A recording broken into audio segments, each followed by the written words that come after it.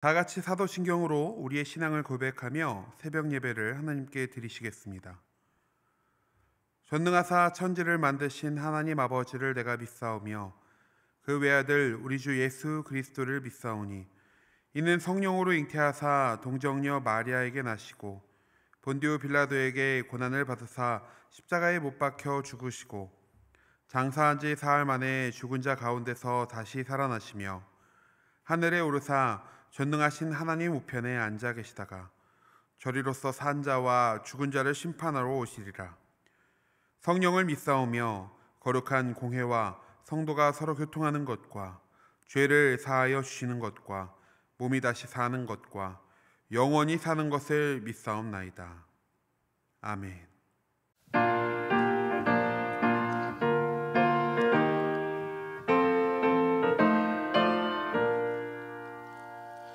갈 길을 밝히 보이시니 주 앞에 빨리 나갑시다. 우리를 찾는 구주 예수 곧 오라 하시네. 죄 아파서 우리 영혼은 기뻐 뛰며 주를 보겠네. 하늘에 계신 주 예수를 영원히 섬기리. 우리를 오라 하시는 말 기쁘게 듣고 순종하세. 구주를 믿기 지체 말고 속속히 나가세.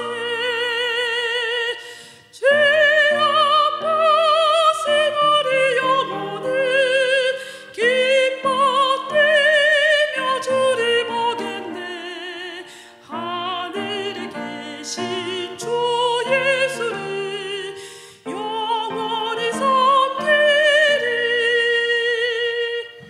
주 오늘 여기 계시오니 다 와서 주의 말씀 듣세. 듣기도 하며 생각하니 참 진리시로다. 죄 아파서 우리 영혼은 기뻐 뛰며 주를 보겠네. 하늘에 계신 주 예수를 영원히 섬기리.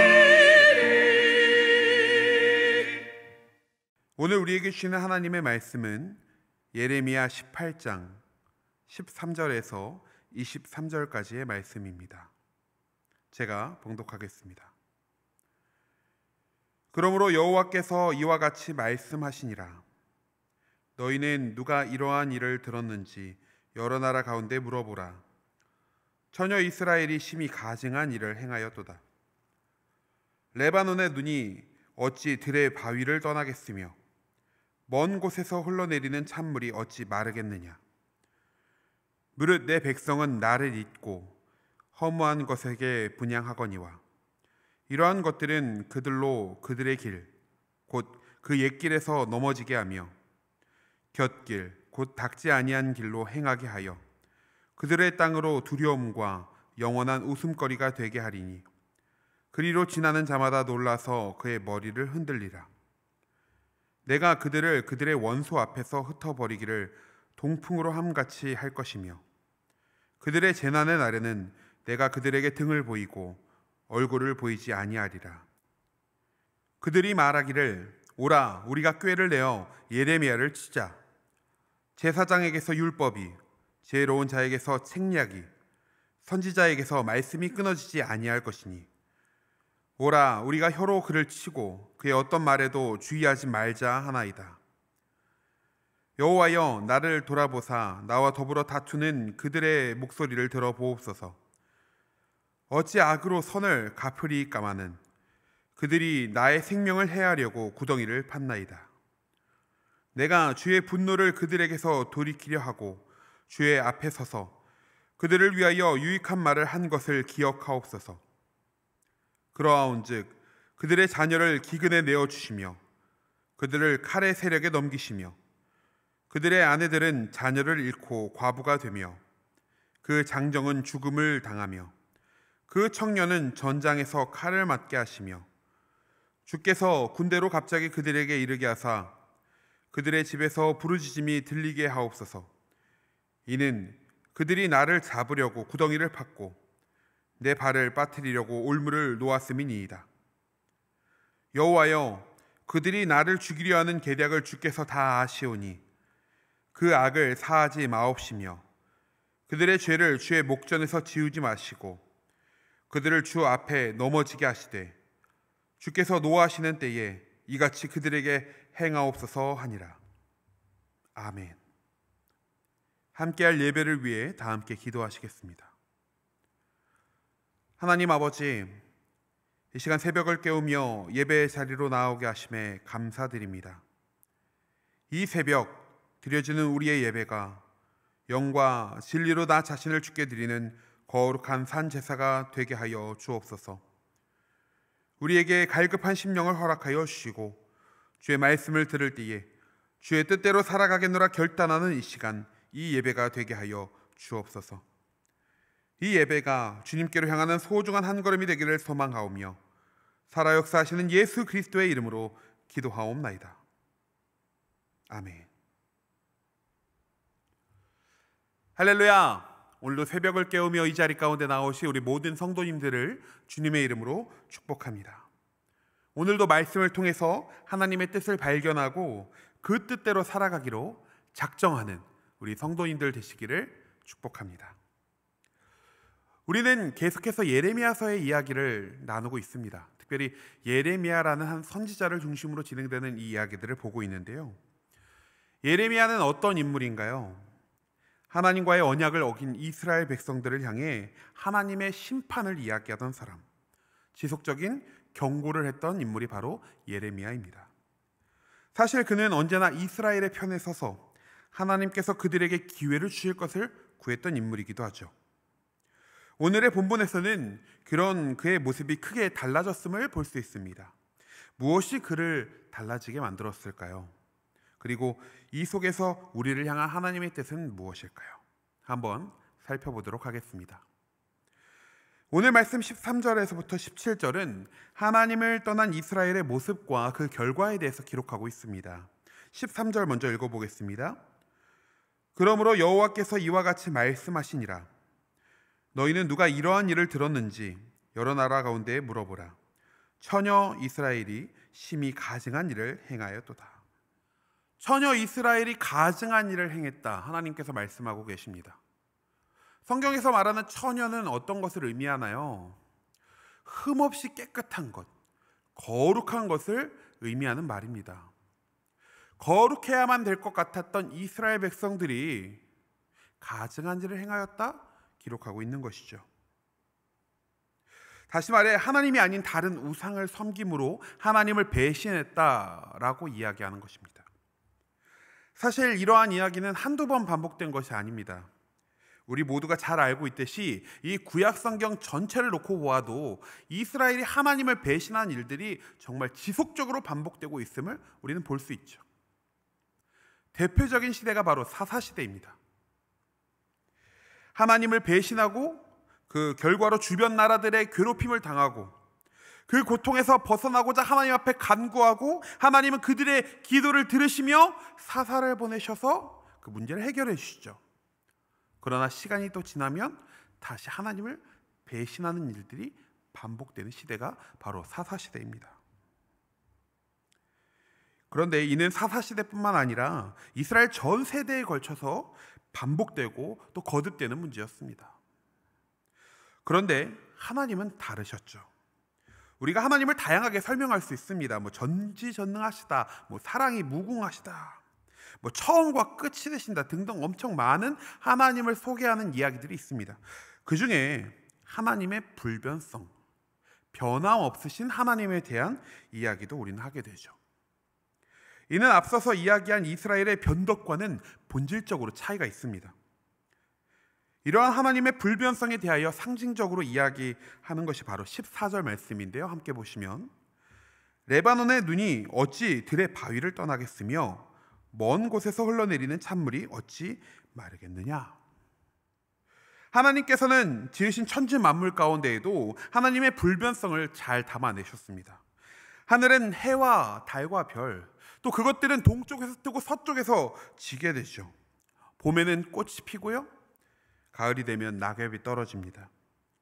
하나님께서는 세밀하게 이 땅을 창조하시며 그 땅 안에 창조 질서를 심어 놓으셨고, 그 질서 안에는 하나님의 불변성도 함께 담겨져 있습니다. 14절에 기록된 말씀은 마치 이와 같이 당연하고 자연스러운 일을 이야기하고 있는 것입니다. 그리고 이 모습이 사실 하나님과 이스라엘 백성들과의 관계, 또 이스라엘 백성들을 향한 하나님의 모습이라고도 할 수 있는 것이죠. 그런데 그 관계는 크게 변질되어 갔습니다. 이어진 15절을 보시면 무릇 내 백성은 나를 잊고 허무한 것에게 분향하거니와 이러한 것들은 그들로 그들의 길 곧 그 옛 길에서 넘어지게 하며 곁길 곧 닦지 아니한 길로 행하게 하여. 이스라엘이 변덕으로 하나님을 잊고 허무한 것, 멸망당할 것에 예배하고 또 그것을 따르고 있는 것입니다. 한마디로 정도에서 벗어나 곁길로 가게 된 것, 하나님이 원하시고 약속하셨던 관계가 아니라 그런 옛길이 아닌 곁길로 빠져드는 것, 하나님께서 당신의 백성들을 위해 닦아놓은 깨끗한 길이 아니라 닦이지 아니한 길로 나아가고 있는 것입니다. 이것이 바로 순결을 잃은 것이죠. 그리고 그 결과는 17절에 이렇게 기록하고 있습니다. 내가 그들을 그들의 원수 앞에서 흩어버리기를 동풍으로 함같이 할 것이며 그들의 재난의 날에는 내가 그들에게 등을 보이고 얼굴을 보이지 아니하리라. 성경은 하나님을 떠나는 것을 음란이나 간음과 같이 입에 담기도 수치스러운 말들로 이야기하고 있습니다. 당연히 지켜야 할 것들을 지키지 못한 것이 어떤 것인지를 분명히 이야기하고 있는 것이죠. 그리고 그 결과는 하나님의 얼굴이 아니라 하나님의 등을 보게 되는 것입니다. 즉 관계에 심각한 문제가 생긴 것을 말하는 것이죠. 이러한 이스라엘의 이야기를 접할 때마다 어떤 생각이 드시나요? 사실 성경을 볼 때는 이스라엘 백성들을 향해 손가락질하기 바쁩니다. 아이고 저 한심한 것들, 결국 또 저렇게 하나님을 배신하나? 그렇게 보았으면서, 그렇게 경험했으면서 또 저런 모습을 보이는가? 라고 말입니다. 그렇다면 그 이스라엘의 모습이 오늘날 누구의 모습과 가장 비슷한 것 같으십니까? 예수님을 믿지 못하는 세상 사람들의 모습일까요? 아니면 교회는 다니지만 교회 안에서 제대로 된 신앙생활을 하지 못하는 이들을 말하는 것일까요? 저는 부끄럽게도 제 모습을 이야기하는 것만 같았습니다. 말씀을 붙들고 날마다 하나님 앞에 신실하게 살아가고자 작정하지만 어느 한순간에 넘어지고 쓰러지는 자신을 발견할 때가 얼마나 많은지요. 넘어졌던 곳에서 또 넘어지고 울면서 작정해놓고 또 쓰러지는 자신을 발견할 때 속에서 올라오는 탄식을 이루 말할 수가 없습니다. 불변하시는 하나님 앞에 매일 흔들리는 나의 신앙, 내 속에 변덕으로 무너지는 모습을 볼 때마다 손가락질하던 이스라엘의 모습이, 그렇게 한심해 보이는 이스라엘의 모습이 바로 제 모습 같았습니다. 그런데 오늘 말씀을 보면서 깨닫게 되는 것은 그런 나이기에 옛길을 주셨구나 하는 생각입니다. 날마다 흔들리는 나이기에 성경 속 믿음의 조상들의 삶이라는 옛길을 보여주셨고, 이 땅에 굳건하게 믿음을 지켜왔던 믿음의 선배들의 삶이라는 옛길을 보여주셨으며, 처음 뜨겁게 하나님을 경험했던 내 삶 속에서의 옛길을 보여주신 거구나. 사랑하는 우리 성도님들, 옛 길을 보여주신 주님을 기억합시다. 그리고 그 길을 주신 주님을 따라 옛 길로 나아가십시다. 곁길의 유혹은 끊임없이 우리를 찾아올 것입니다. 날마다 곁길로 행하려 하는 악한 본성과 자신을 마주시키게 될 것입니다. 그러나 그런 우리에게 믿음의 조상들과 믿음의 선배들, 그리고 내 삶에 쉬었던 그 옛길을 회복하는, 그래서 하나님의 얼굴을 마주하며 믿음으로 세상을 돌파하는 우리 성도님들 되시기를 축복합니다. 이어지는 말씀을 보시겠습니다. 18절부터 23절까지의 말씀인데요, 이 말씀은 예레미야가 하나님 앞에서 간구했던 탄원의 말이 기록되어 있습니다. 예레미야는 날마다 하나님 앞에서 백성들에게 기회 주실 것을 간구했었죠. 그와 동시에 죄로 인해 무너져가는 이스라엘에게 명확한 하나님의 뜻을 전달했던 사람입니다. 하나님을 위해, 또 백성을 위해 하나님의 뜻을 분명하게 전했던 자, 그토록 열심히 있던 예레미야가 마주한 상황이 바로 18절입니다. 우리 함께 보시면, 그들이 말하기를 오라 우리가 꾀를 내어 예레미야를 치자. 제사장에게서 율법이, 지혜로운 자에게서 책략이, 선지자에게서 말씀이 끊어지지 아니할 것이니 오라 우리가 혀로 그를 치고 그의 어떤 말에도 주의하지 말자 하나이다. 예레미야를 향한 이스라엘 백성들의 마음이 담겨져 있는 글입니다. 그리고 결국 그들은 이 예레미야를 쳐서 죽일 생각을 하게 되죠. 죽음의 위기에 놓인 것입니다. 사실 이스라엘의 지도자들 입장에서는 나라의 멸망을 선포하는 예레미야의 이야기가 달갑지 않았을 것입니다. 어찌 보면 당연하죠. 그러나 그러한 선포를 들었을 때의 반응은 하나님 앞에서의 회개가 아니었습니다. 우리가 잘 알고 있는 요나의 이야기를 한번 생각해 볼까요? 요나의 선포로 인해 이방인인 니느웨 사람들은 즉각적인 반응으로 회개를 하게 됩니다. 그리고 그 결과 하나님께서는 뜻을 돌이키게 되는데 결국 그들은 멸망하지 않게 되죠. 그런데 정작 하나님의 백성이라고 자부하던 이스라엘 백성들이 예레미야를 통해 멸망의 소식을 접했을 때 그들은 하나님 앞에 회개하지 않았습니다. 오히려 하나님의 사람을 죽이려고 하죠. 예레미야의 입장에서 이 모습이 얼마나 답답하고도 참담한 기분이었을까요? 신앙인으로 살다 보면 하나님 앞에 갈급하게 매달리는 경험을 하게 됩니다. 그때마다 여느 간증처럼 드라마틱하게 어려운 것들이 해결되어지거나 원하는 방향으로 이게 일이 잘 해결되면 참 좋았을 텐데, 아픈 몸이 깨끗하게 치유받고 나음을 받으면 참 좋았을 텐데, 그렇지 않을 때가 훨씬 더 많은 것 같습니다. 우리는 그렇게 하나님에 대한 확고한 믿음이 있음에도 기도에 응답이 없다고 느껴질 때, 아무리 기도해도 해결되지 않는 상황, 혹은 점점 더 안 좋아지는 상황에 놓였을 때에 심히 낙심하게 됩니다. 정도의 차이는 있겠습니다만은 오늘 예레미야가 비슷한 심정이 아니었을까 추측해 봅니다.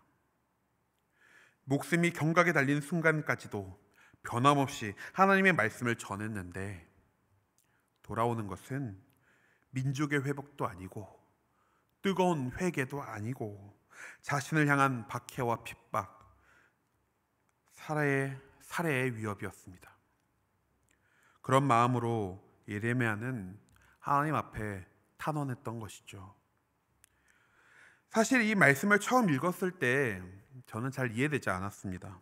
아무리 그래도 어떻게 자신의 민족을 이토록 저주할 수 있을까? 하나님의 사람이라면 그러면 안 되는 것 아닌가? 라는 생각이 들어서였습니다. 예레미야는 틈틈이 하나님께 자신을 돌아봐 달라고, 상황을 봐달라고 이야기합니다. 그러나 나머지 모든 곳에서 저주의 말을 담아내고 있는 것을 우리는 볼 수 있죠. 21절과 22절을 보시면 이렇게 기록합니다. 그러하온즉 그들의 자녀를 기근에 내어 주시며 그들을 칼의 세력에 넘기시며 그들의 아내들은 자녀를 잃고 과부가 되며 그 장정은 죽음을 당하며 그 청년은 전장에서 칼을 맞게 하시며 주께서 군대로 갑자기 그들에게 이르게 하사 그들의 집에서 부르짖음이 들리게 하옵소서. 예레미야가 왜 이토록 이스라엘을 향한 저주를 쏟아내고 있는지 우리는 그 이유를 압니다. 22절 하반절에 기록된 대로 그들이 예레미야를 잡으려고 구덩이를 파고 그 발을 빠뜨리려고 울부를 놓았기 때문이죠. 한마디로 죽이려 하였기 때문입니다. 그렇다면 하나님께서는 왜 이러한 예레미야의 마음, 이러한 탄원들을 우리가 보게 하셨을까요? 제가 설교를 준비할 때나 묵상을 할 때 꼭 하는 일이 있습니다. 그것은 무엇이냐면 본문을 손으로 필사하는 일이에요. 이해가 안 되면 될 때까지 필사합니다. 뭐 한두 번 적는 거 아니고요. 10번이면 10번, 20번이면 적습니다. 계속 적습니다. 참고할 만한 좋은 자료들이 참 많죠. 여러 주석들도 있고요. 좋은 책들도 참 많이 있습니다. 그런데 그런 것 이전에 이 말씀 자체를 이해하고자 하는 노력으로 그렇게 열심히 나름 필사를 합니다. 제 나름대로의 발버둥인데요.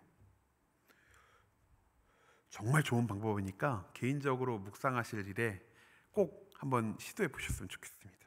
여튼 본문을 정말 많이 이번에 써보았습니다. 이해가 잘 안 되었거든요. 왜 이런 말씀을 하셨을까? 열심히 써봤는데 마지막에 한 문장을 나중에서야 발견하게 됩니다. 하나님은 왜 이런 본문을 마주하게 하셨을까라는 저의 질문에 하나님이 보여주셨던 말씀은 23절 마지막 한마디였습니다. 주께서 노하시는 때에 이같이 그들에게 행하옵소서 하니라. 모든 탄원, 모든 화를 쏟아놓은 이후에 예레미야의 마지막 말은 주님의 때에 주님의 뜻대로 하옵소서라는 말이었습니다. 이 한마디로 그의 탄원은 탄원에서 그치는 것이 아니라 하나님을 향한 고백으로 발전되게 되죠. 우리의 기도도 이와 같아야 할 것입니다. 예레미야는 솔직한 자신의 마음을 다 하나님께 털어놓았습니다. 하소연하듯 외칩니다. 그리고 그 마지막은 하나님의 때에 맡기는 일이었습니다. 그동안 신앙생활을 되돌아봅시다. 신앙생활을 했더니 모든 어려움이 사라지고 만사가 형통해지던가요? 아니면 그동안 있었던 삶의 문제들이 고스란히 남아있고 또 더 강한 문제들이 찾아오지는 않던가요? 신앙의 처음에는 해결이라는 경험을 통해서 신앙을 시작할 수 있습니다. 그런 경우가 정말 많죠. 그런데 지금의 우리는 해결의 경험만으로 신앙을 유지하지 않습니다. 우리는 여전히 깨어진 세상 속에서 세상 사람들과 함께하며 여러 가지 문제들을 맞닥뜨리고 있기 때문이죠. 그래서 앞서 말씀드린 것과 같이 기도의 응답이 없다고 느껴질 때도 있고 아무리 기도해도 해결되지 않는 상황 혹은 점점 안 좋아지는 상황에 놓일 때도 있습니다. 이러한 상황은 우리를 심히 낙심하게 만들죠. 열심히 하나님을 위해 살아가는데 앞길이 막힌 것만 같은 답답한 상황이 찾아오는 것입니다. 이럴 때 우리는 어떻게 기도해야 될까요? 하나님께 간구하는 기도, 하나님께 의탁하는 기도 너무 좋습니다. 그래야죠. 그런데 그 어떤 기도를 해도 내 안에 해결되지 않는 답답함이 남아있다면 우리는 어떻게 해야 될까요? 그때 우리는 오늘 말씀에 등장하는 예레미야의 기도를 기억해야 합니다. 나의 솔직한 마음을 털어놓는 기도, 하소연하듯 하나님 앞에 다 꺼내놓는 기도가 우리에게 필요한 것입니다. 사랑하는 우리 한사랑교회 성도님들, 우리는 기도해야 합니다.